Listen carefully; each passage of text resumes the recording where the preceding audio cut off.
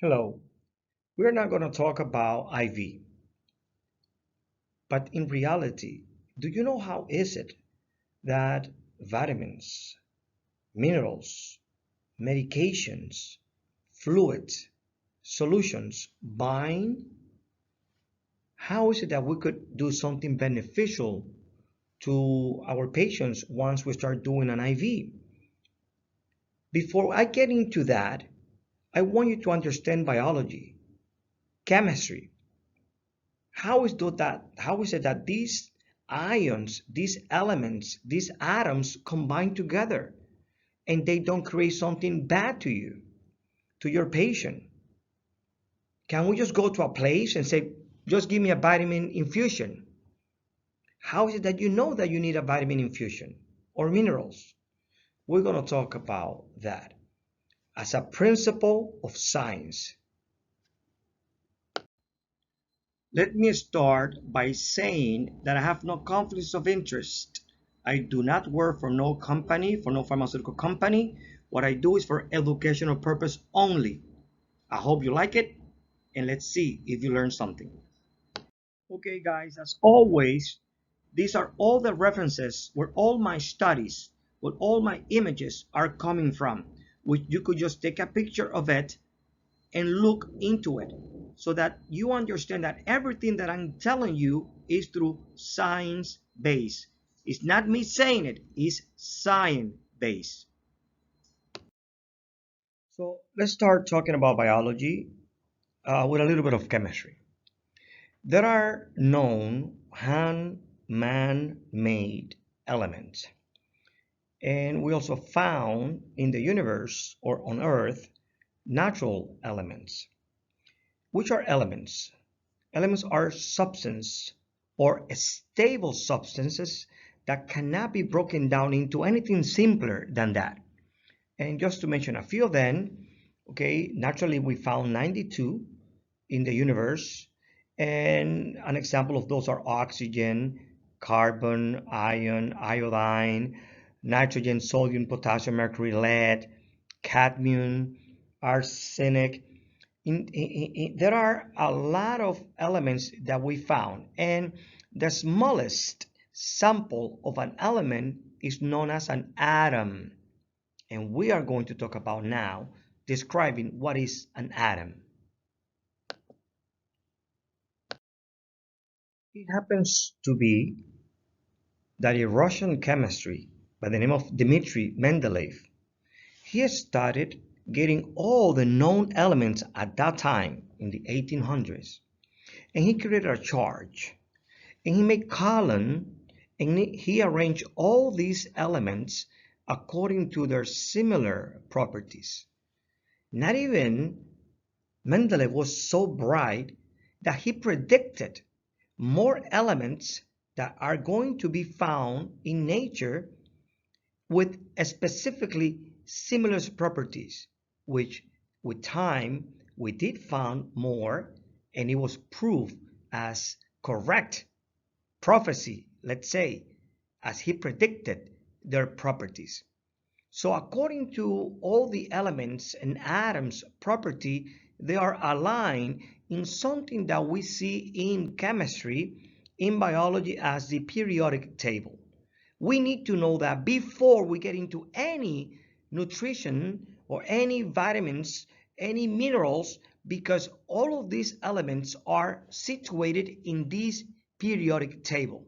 So if we understand how they are similar to each other, how is their structure, how do we actually identify a name of an element, what makes an element stable or unstable, what is good for you, does the body need it? In order for us to understand that, we need to go back to this chemistry, to this periodic table. So what do we see here? An atom, like a gold atom, like magnesium, like iron, like potassium, like sodium, like chlorine, any atom. Normally, an atom is made of something that we call the nucleus. The word nucleus means center. And inside the nucleus, normally you have a proton. You also may have a neutron. So this here, we could call that inside the nucleus. This is the neutron. And as the word suggests, neutron is neutral. It has no charge, no polarity. Proton has one positive polarity. And what we have outside of any given atom in their inner or outer orbit, you see this here is called the inner orbit. Normally, any inner orbit in any given atom could hold only 2 electrons. Any subsequent orbit or shell could hold up to 8 electrons. I'm going to be repeating that constantly to you, like you never heard it, so that you understand. So when another atom or element come and steal an element, it says that this atom becomes oxidized. And that's right, we have vitamins, minerals that are antioxidant. They prevent, they protect that no one comes to steal your electron. Why is that important to know? Because when you lose electrons, you lose the property of that atom. Again, the amount of electrons in the outer orbit of any given atom determine its properties.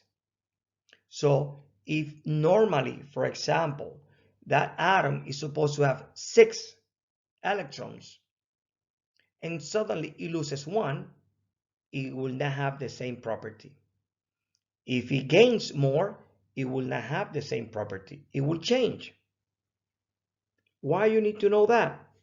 Because again, if we're going to mix different substances, different molecules in a solution, even when we are walking, even on the street, even when we eat, by getting many nutrients or atoms, they will change, they will adapt, or they will convert, or they will become something else, depending on all these losses or losers of electrons.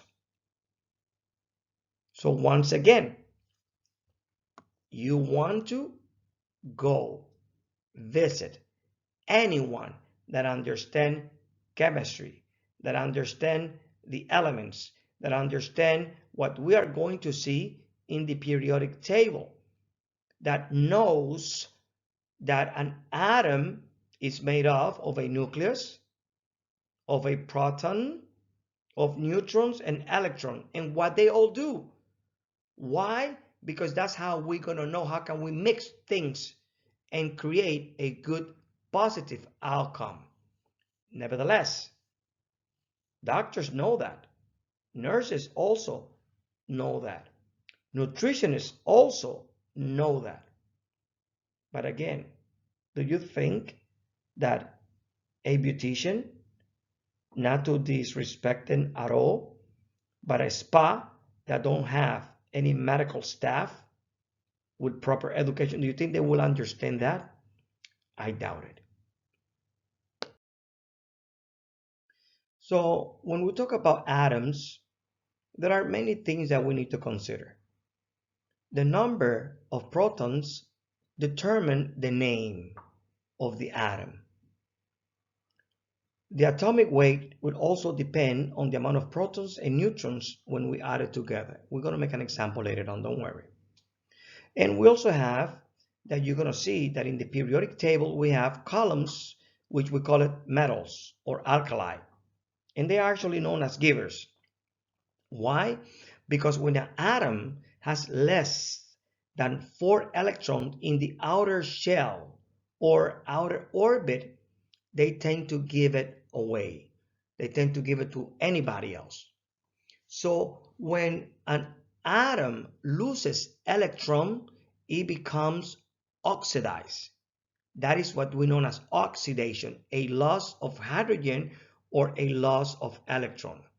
So when we understand the chemical or the chemical composition of the atom, when we know the amount of electrons in the outer shell or in the inner shell of any given atom, we are able to combine substances, molecules that will attach to each other by electrical attraction or by covalent bond. When they come together, they will come in harmony, and they will do, or they will enhance our metabolism or our biochemical reactions in our human body, organs, and tissue. The same token, we have metals that like to take away, and they are known as non-metals or takers, like chlorine, for example. So if there is an atom that has only 4 electrons, or 5, or 6, or 7, but not 8, it's incomplete in the outer orbit. They like to get complete. So they will go to others and they will take it away from them. That is amazing, as in human life, we could see the same thing. Once again, I'm going to repeat it to you again. There are atoms that like to give away their electrons. And when you lose an electron or a hydrogen, that is called oxidation. And at the same time, if you remember a word that is known as antioxidant, it means it prevents that atoms lose that electron, keeping that atom in their stability. So when you come to any places to get your nutrients, vitamins, and minerals, and you're using antioxidant, that will help the aging of the tissue, of the cell, of the element, by keeping them stable. But you need to understand, where are you going to get these therapies? Why? Because if they don't understand and they just mixing things and they don't see the quality on it, quality, remember that, no preservative, that is really organic. Remember that organic means hydrogens and carbon base. So if they have all the preservatives added to it, it may give you undesired effect, biological effect, like any medication that we use today. They are used for once or for something specific, but at the same time, they have also other side effects. And that's just the way it is. So this is a law of physics. This is just the way it is. Atoms normally start with the same numbers of electrons, but they could change that. And the numbers of electrons determine the chemical properties. That means that if we have, for example, one atom that only have, let's say, 3, let me just mark it down here, 3 electron, and suddenly it gets 2 more or 1 more, that will change the property of this atom. Normally, by law, let's say, if we have an atom here, this is the nucleus, this is the inner orbit, and this is the outer orbit. Normally, the inner orbit could only hold 2 electrons, okay? And the outer orbit could hold up to 8 electrons. 1, 2, 3, 4, 5, 6, 7, and 8. So when you have an atom that the outer orbit is complete because it has 8 electrons, that atom will be stable. Doesn't need to take nothing from nobody, from no other element, from no other metal or element. So as a law, atoms in the inner orbit hold up to 2 electrons. Atoms in the outer orbit could hold up to 8 electrons. And as you're going to see in the next slide, I'm going to be talking about the periodic table. And you will see that on top of each column of the periodic table, it has the number 1 or the number 2 or the number 3 all the way all to the number 8, but they have it in Roman numbers like number 1, number 2, number 3, number 4, number 5, and so on. What those numbers on top of those of the periodic table means is the amount of electrons in the outer orbit. So you will see that the most simple of all the simples elements is the hydrogen. Why? Because in the outer orbit you only have 1 electron. And if it happens to be that an atom in the outer orbit has 2, that means it will be in column number 2. If you see in column number 3 an atom, that means that in the outer orbit they have 1, 2, and 3 electrons. Electrons have a negative polarity. It doesn't mean it's bad, it's just that it's a negative polarity, an electron. It flows with electricity, with electrons. And that is good for you to know because remember, magnesium is an atom, is an element, is a molecule. The same as iron, the same as iodine, the same as sodium, fluorine, chlorine. And we're going to talk a little more about the periodic table in the next slide. The good thing about this is that you are getting to know the chemical properties depend on electrons. Okay, let's talk about the table itself. Okay, if you could see, we have different columns here, here, here, here, here. They all have different columns. You could see that, right? So on top of those columns, they have numbers. One of those numbers that they have in here, in the number 1, is the group number 1 or the column number 1. If you see here, we have group number 8 or column number 8. So every time you see a column, the number on top here represent the amount of electrons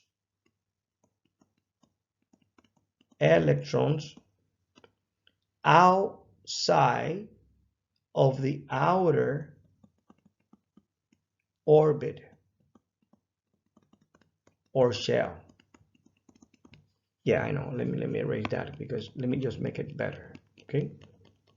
So normally for any atom, for any element to be basically complete, they have an inner layer and they have an outer layer. In the inner layer, I'm going to show you that later on, the inner layer could only hold 2 electrons. Let's put it like that. Electron with a negative polarity or negative charge. 2 electrons. Okay. So once again, how many electrons do we have inside in the inner layer of any atom? 2. And in the outer layer, they could hold up to 8 electrons in order for them to be complete.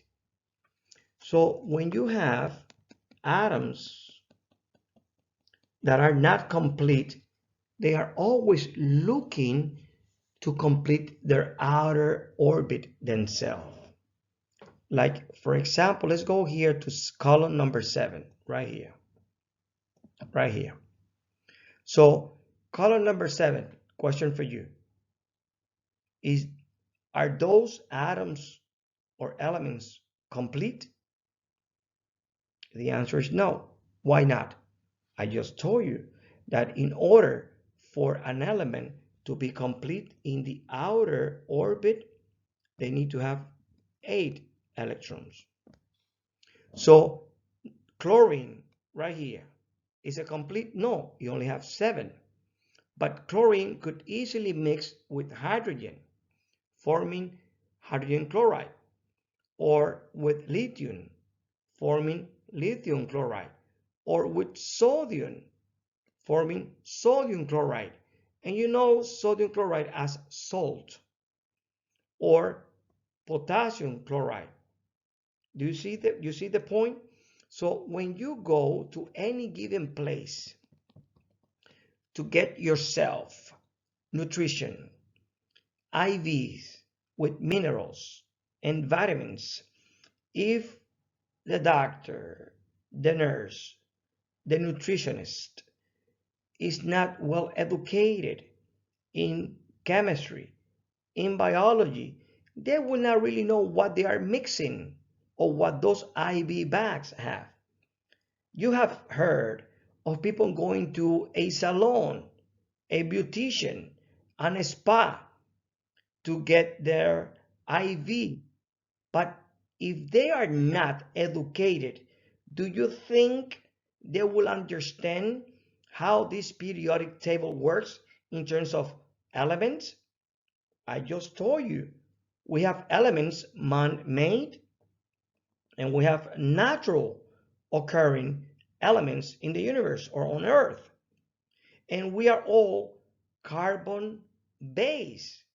Carbon based. And when we say the word organic, we are talking about carbon and also hydrogen. So when we mix minerals, substances, we need to understand how they function. Like in the case of iodine, how does iodine interact with our organ tissue? Like in the thyroid gland, what do they do? I'm going to explain to you later on that. But what I want you to understand is that you just don't want to go to a place to get just an IV. Because first of all, you need to understand the temperature in which those elements are stable. They are either liquid or they are either solid. So when people bring, let's say, medications, vitamins, and minerals from their country, from another state, and they have not been properly transported in the proper environment, in the proper temperature, they start to change. And when they change and they go into your body or with another substance, they may give you side effects that we are not looking for, and they could be damaging to you. So what I'm saying to you is that when we have elements, metals, that hold less than 4 electrons, they tend to give it away. When we have when we have atoms that have up to 4 electrons or more, but not complete as 8, they tend to take away. And when you have electrons that are transition atoms in which they could either give away or take away. And then we have another one which are called the noble gases, which are the ones that are complete. They will never take away. Look how ironic is this with people. You know well that there are people that they love to give everything that they have to other people, even if they lose everything. And you know that there are people that like to take everything from someone, from anybody. That's part of life. You also have people that, you know what, that they could take and they could also give. And you have people that don't really want to take anything and they don't really want to give anything. Plain and simple. Do you see how amazing is this property or those property of this periodic table in contrast with human, with us? So let's go back again. Do we need to know about chemistry, about organic chemistry, about elements, about atoms, about what they do, about in what they change in a specific time frame, in what they become in a specific time frame, in their properties, in how should we keep them, if we want to use preservative or not? So there are places that use many substances with additive and preservative. It doesn't mean it's bad or it's good. It's just that it will keep something synthetic along with those nutrients that perhaps will have side effects. The places, like in my place, we don't use anything that has preservative. It's pure organic. It means it will not provide any abnormal or undesirable reaction.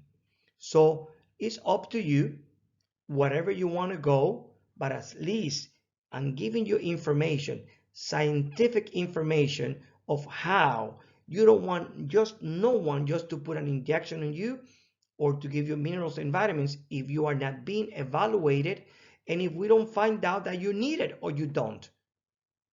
Those are the things that you need to have in question in mind. Now, why do I want to make a constant remark on this periodic table? Well, it happens to be that what we are going to use in infusions, in vitamins and minerals, IV nutrition bags, when you come to those clinics that will give you through an IV medications or nutritions molecules or elements, you need to understand something. There is something that we call it compound. Let me see if I can write it down here.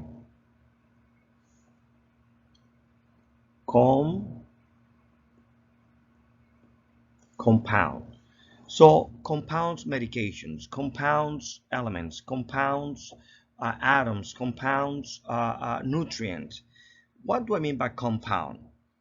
Compounds are made of two or more kind of elements in a specific proportion. That means that when you come to see a doctor that is going to evaluate and is going to order a specific compound of many elements together, they need to know which one come together and how they come together. For example, let me erase this part over here. For example, water. Water is two molecules of hydrogen and one molecule of oxygen that makes H2O. All right, that's a compound. Let's talk about tabled salt. Salt is the combination, let's say, okay, of sodium we have here and chlorine, and we have chlorine right here, and that's how we have sodium and chlorine. Now remember that every atom in the outer orbit could hold 8 electrons, and in the inner orbit could hold 2 electrons. So in reality, anything that is like in column 2, that means that there is 2 electrons, right? So that means that that element has 2 electrons. So does he want to mix just with column 1? Not really. Why not? Because the attraction will be very weak, because he needs to have 6 more in order to be completed to 8 electrons. So with whom can he easily mix? Well, this is 2 electrons. Let's go to the number 6. You see that 6 here? So when I have that, I could mix calcium with oxygen, forming calcium oxide. I could use, for example, magnesium with sulfur, sulfur magnesium. You see what I mean? So they are arranged by the amount of electrons in the outer orbit. And there are 2 kinds of binding, let's say, or sharing, in terms of how can these elements could combine with each other. One form of combining each other is called ionic bond. Ionic means polarity, either positive polarity or negative polarity. So that is the reason why sodium, which is has a positive polarity, could easily bind with chlorine, which has a negative polarity. Now, this sharing, this combination will not last long. This combination will last a specific period of time. And that is the reason when we use natural compounds that do not have nothing to hold them more tightly, they have a half-life. It means that they will be only good for X amount of time. So when I order a compound medication, it will have a specific time frame for you to be used. So let's say that you just go to a place, and every time you go, every week, they don't know you're coming, but they have all the medications with you there. I mean, or for you. But you only pay every time you go to get a site visit. Okay, but think about it. When do they bought those compound, those medication? Are they organic? Do they have preservative to attach them for longer time? And if they have preservative, what type of preservative they have? Because those preservatives could be also bad to you. It could be good to keep them attached one to the other, but it could also be bad because they may have side effects. You see what I mean? Now, there is another way of combining this element, and it's called covalent bond. The word covalent, co means to share, like when we say copilot, cofactors. And valent means electron. So you see, so also if I could mix, if I could get one ion, one atom, one element attached to the other element, just because of the outer surface is not complete, they could be attracted to each other, and for that they may have either one bond, one covalent bond, or they could have 2 covalent bonds like this. This is one bond, another bond, another covalent bond, another covalent bond. So they could be attached by 2 bonds or 3 covalent bonds, or just 1 covalent bond. Okay, the word C means carbon. Okay, so once again, what do I want to say to you? If we really want, let me give another example before I forget. Okay, baking soda. Everybody has baking soda in the house, yes or no? So what is baking soda? Baking soda has sodium, you also have hydrogen, you also have carbon, and you also have oxygen. So he has sodium, he has hydrogen, he has carbon, and 3 molecules of oxygen. That is known as baking soda or sodium bicarbonate. You see? So, and they have an strong bond because they could all share or combine with each other. So when we want to order a compound, nutrient, elements, atoms, minerals, vitamins, we need to have in mind, or I want you to have in mind, that you just cannot come to a place and they will have everything for you. They might, if they still within the frame time, if they use free preservative compound solutions. That is just talking about quality. It doesn't mean that the other places will have no quality, not at all. But what it means is that in this place, you will use compounds, nutrients, or solutions that are organic, free of preservative. There is nothing to keep them longer attached. That is one thing that I want you to understand. I come back again. Why, when you come to a clinic, the clinic must do an evaluation of the toxicity or the heavy metals or metals that are in your tissue, in your brain, in your eye, in your glands, like the thyroid gland, in your bone marrow, in the liver, in the kidney, in the eye. Why do I need to do an evaluation on that? Because many people like to come to a clinic and say, I want to have a vitamins and minerals infusion, put it out. And as I was explaining to you, you need to have, well, in my case, we use organic with things that are not attached with preservative.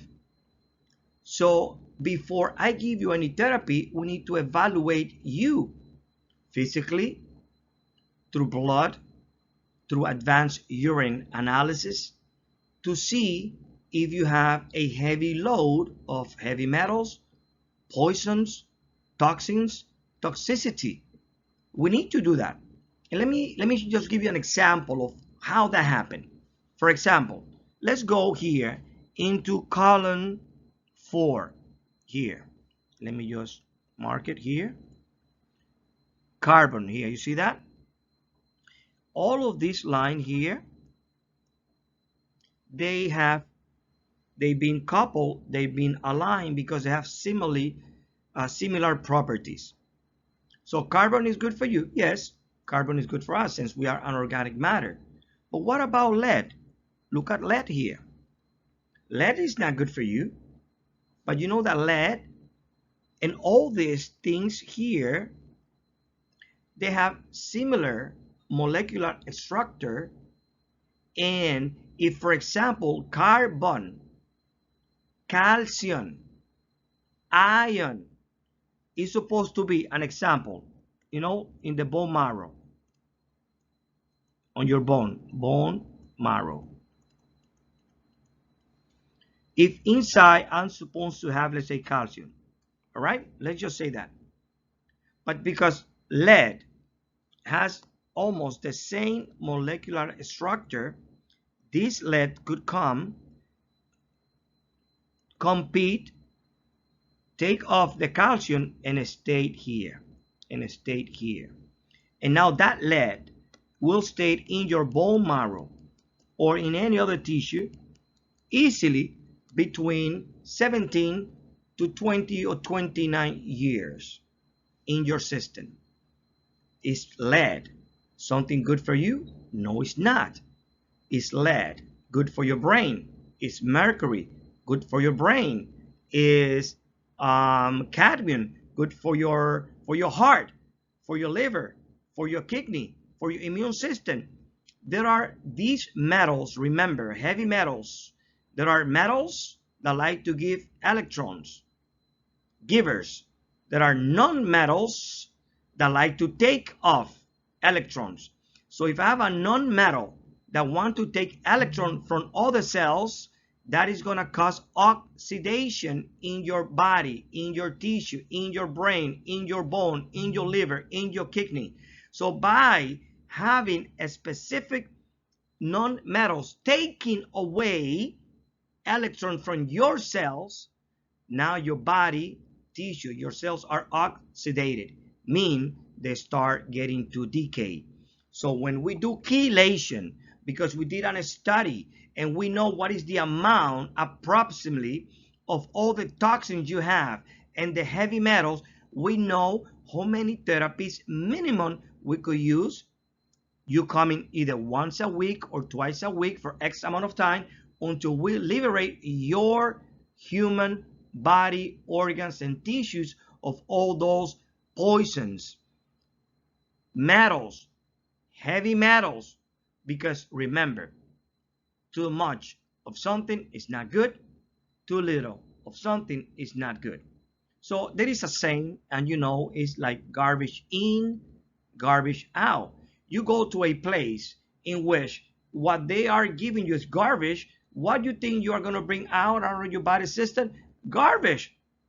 So when you go to a specific place that keep up with science, that are practitioner with experiences, that they use molecules, compounds, molecules without specifically, one more time, preservative, things that attach this compound for a long time. When they use supplies like the catheter, like the lines, like the IV solutions that are not really with good quality, that the materials are not really good, all of those things alter your influ or your treatment. And we don't take that for granted. We use everything with high quality.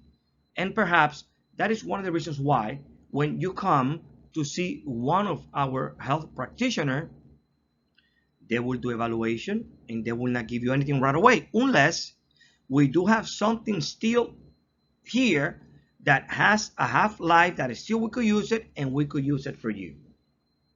All right, but normally you come every week and you expect to get something there. That's not going to happen. Why not? Once again, because we are not using compounds that are with preservative. They are free of preservative. Now, these that I'm going to show you now are just basically some of the elements that you and I are made of, or living things, such as carbon, hydrogen, nitrogen, oxygen, phosphorus, sulfur, meaning that there are compound medications that it could be used to combine them together for us to infuse you or to give you therapy. That's just what it is. And continuing with that, since I already mentioned sodium and chlorine and potassium, I'm going to mention something about iodine now. But these are all elements that you and I are exposed to and that we need to in a specific concentration. And that's why when we in a compound pharmacy call them to get a specific combination of compounds of elements, it have to be done through a professional system. And remember, once again, we do not use preservative. Okay, so let's just remember an atom like nitrogen, an atom like hydrogen. One is in column 1 because it has one proton, one positive polarity, and nitrogen, it will be in the column 7 of the periodic table. Why? Because it has 7 protons.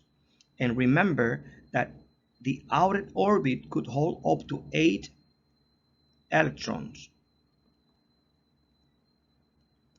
So we have 1, 2, 3, 4, 5. How many electrons is missing? 3 in order to be complete. So what this nitrogen element is going to do, if it sees another element that has 3 available electrons, it's going to pick it up He's going to take it, because remember, anything that has 4 or more than 4 and less than 8 will be takers. Non-metals. Nitrogen, you and I breathe it every day, is a non-metal, but it will take from any other atoms electrons. It will steal it. Like this one, it will steal it to use it. And when it take it away, that now this hydrogen no more it has that electron, now this hydrogen is oxidized, and that's not good. So that you understand the whole process of chemistry. Once again, it's good to understand that. I know it's kind of redundant all the time that I'm saying this, but I want you to be more at least educated, to have a little more science behind, so that you understand when and when not to go to places, and when they are giving you information, at least you have a base science to understand what they are trying to tell you. Now, let me give another example of isotopes. I use that, or we use that in nuclear medicine. Isotopes means practically brothers. Iso means the same, and tope refers to type. So we have carbon. You know that carbon has 6 protons. Okay?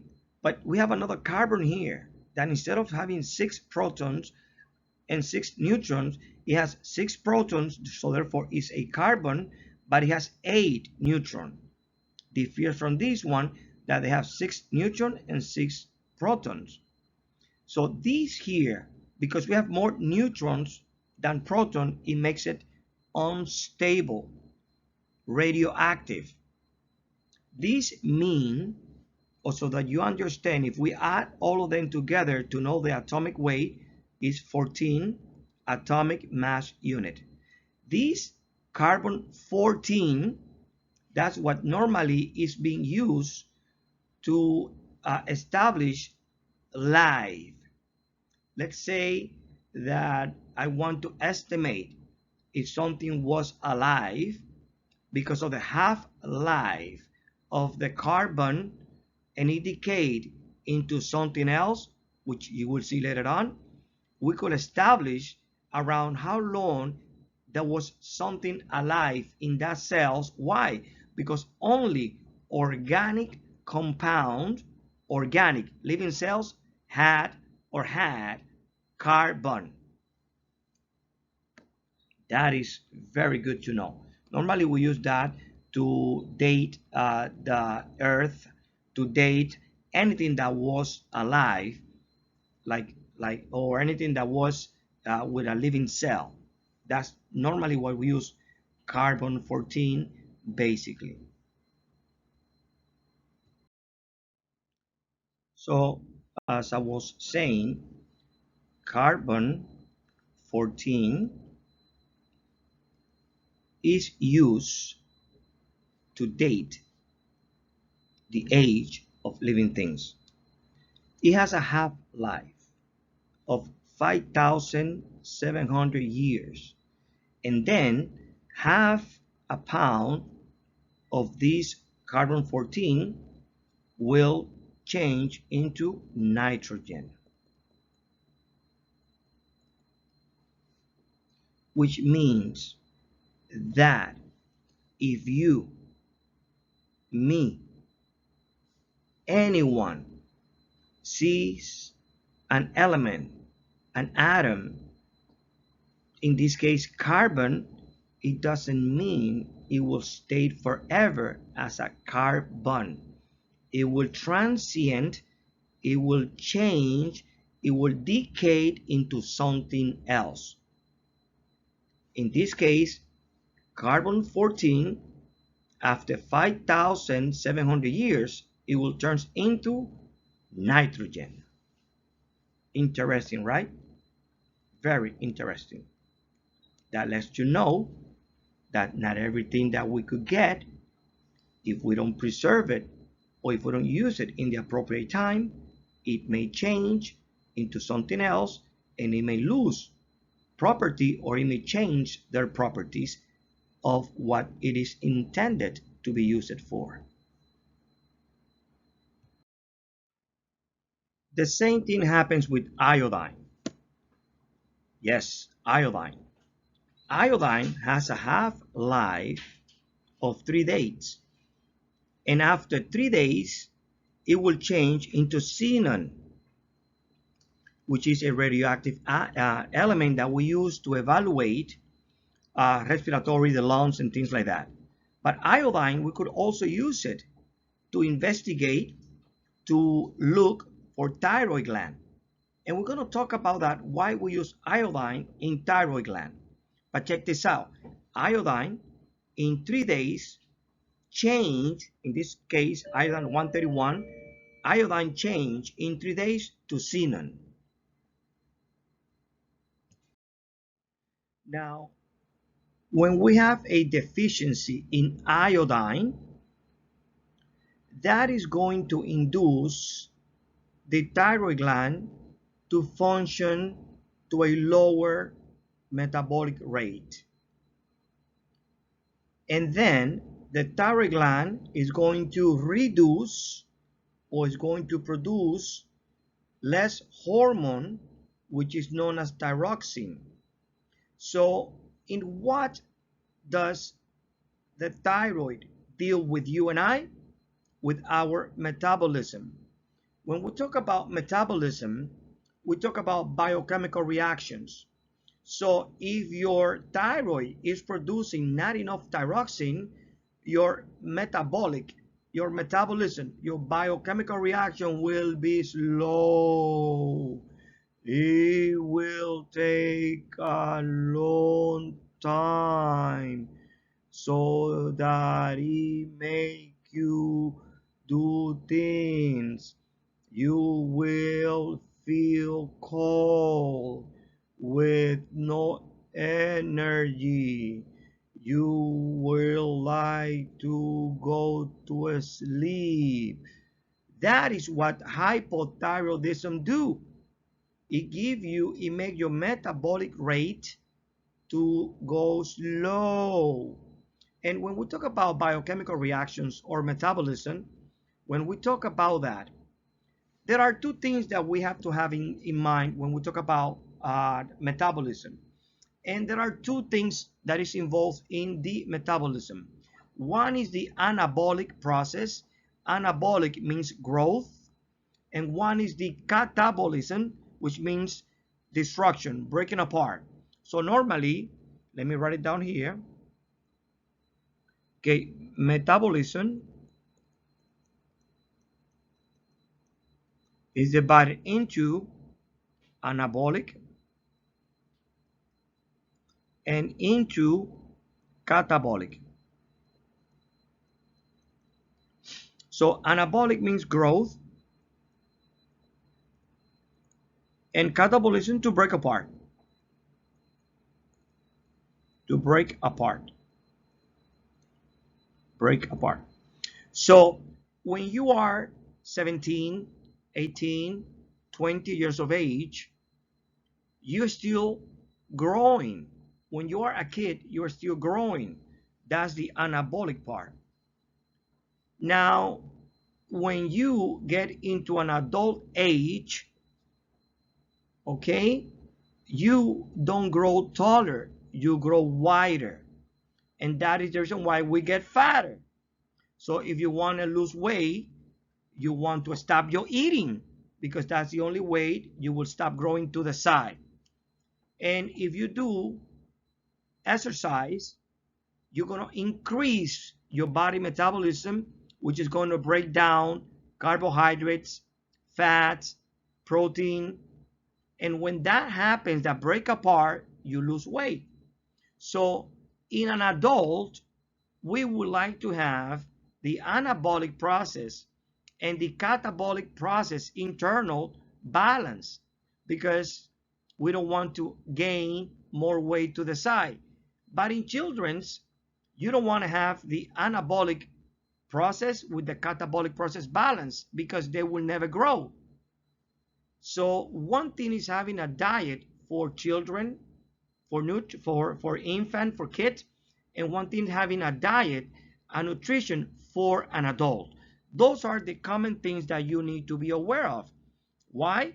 Because if the person that you are going does not know chemistry, nutrition, they only are getting a line and putting you vitamins and minerals without really understanding what they do on you, that's a problem. So now let's go in the other side. If you have an enlarged thyroid because it's trying to work, because it's not producing anything, that is called goiter. And that is when you see that neck big, an enlarged thyroid. Now, what's going to happen if the thyroid is producing too much iodine? Now it's going to be working hyper, extremely fast. Now your metabolic rate will be catastrophically fast. And that's when you're going to feel completely hot all the time, a lot of energy. You're going to be breaking things apart. You're going to be skinny, or you're going to get weight. All of these things have to be in a balance. And that is the reason when you buy salt. What is salt? As I was explaining to you, they're a compound of sodium and chlorine. But you need iodine, so that your thyroid could work properly. So that is the reason why when we combine sodium, chlorine, and iodine, we have iodized salt. How would you get iodine? Any fish from the sea. Okay? Sea. The sea has a lot of seafood, let's say fish or crustaceans, rich in iodine. So if you are not taking iodine in your diet, you are going to decrease the thyroid gland, and that is going to induce you into either hypothyroidism or hyperthyroidism. So just to review, do we need iodine? Yes, because our thyroid gland in our neck produces thyroxine hormone. And what does the thyroxine hormone is going to do? It's going to manipulate, it's going to contribute, it's going to work in our metabolic rate or metabolism. Remember that when we talk about metabolism, we are talking about biochemicals reactions. And when we talk about biochemical reactions, about metabolism, we're talking about one, anabolic and catabolic reactions. Anabolic is with growth. Catabolic is to break apart. Energy. Break for energy. So if you don't have enough thyroxine, that is known as hypothyroidism. And what happens when we have hypothyroidism? Lower energy, we gain weight, we feel cold all the time. Also, this could be due to anemia or low iron in our diet. So, once again, for us, we want to increase as an adult exercise. We need to balance the diet, what you're gonna eat. We need to evaluate what is it that you need in terms of nutrients through an IV. And at the same time, we need to do studies to find out if you have many toxins in your body, so that we could take rid of them, so that they cannot stay either in the thyroid gland or in the brain or in the liver or in the kidney or in the bones or in your gastrointestinal system or in your eye, all over the place. Because you know that those elements have the same molecular structure of many things that we use, and they could be going into all these organs and tissue, causing damage. That is practically why I want you to understand that, because you feel cold, Because you have all the signs and symptoms of anemia, it may not be anemia. Because you may have all the signs and symptoms of a thyroid problem, it may not be thyroid problem. It may be because there are, as you know, that iodine is in the periodic table.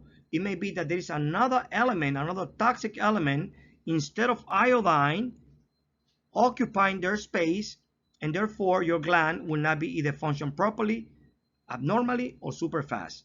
And for all of us to know what's happening, we need to do a toxicology studies, an advanced study to identify the burden of any heavy metals, poisons, or toxics that may be in your tissue cells.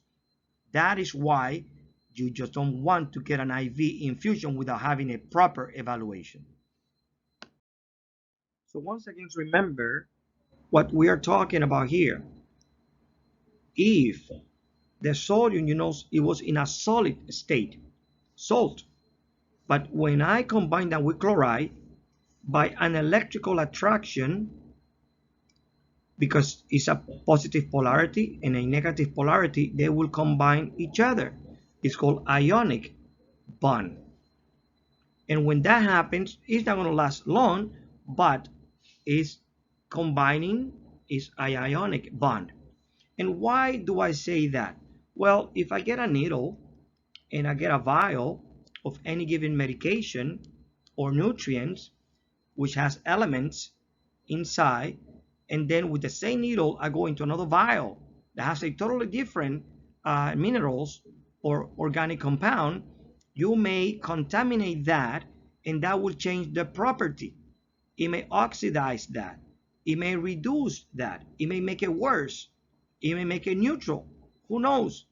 So when you go to a place that use proper needle, syringe, quality control, storage, transportation, and knowledge of binding and balancing all these elements, you are going to get something beneficial to you.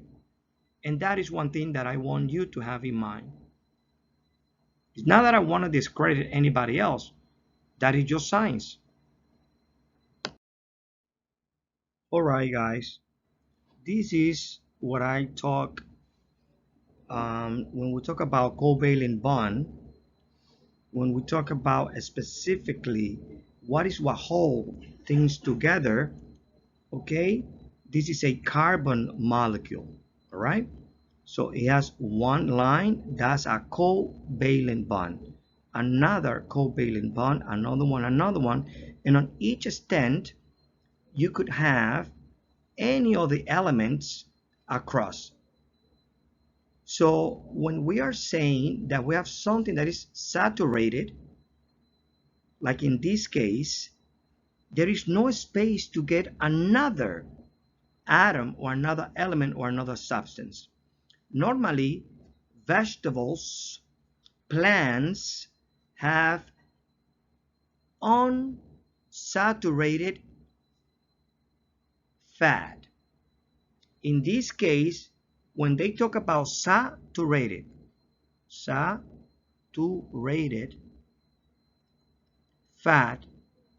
we refer to animal fat. But if we want to make something that is unsaturated fat into a saturated fat, that's what we call hydrogenase oils. So imagine that I still have here one carbon, another hydrogen. You see here is empty. You see that?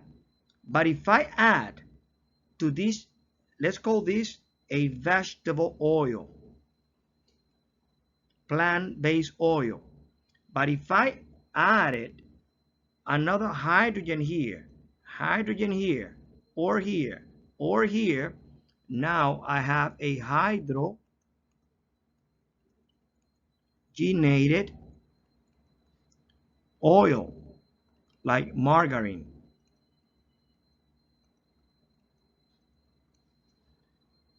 It tastes like butter.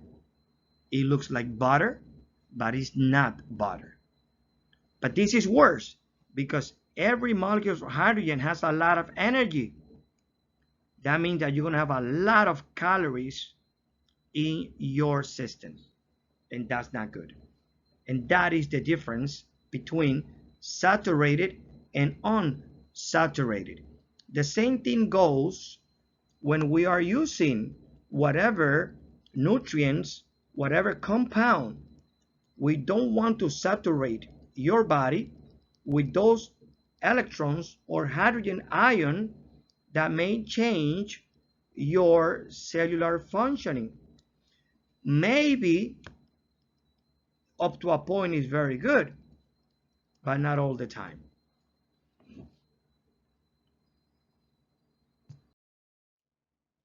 Okay, so now let me review one more time. Uranium, 92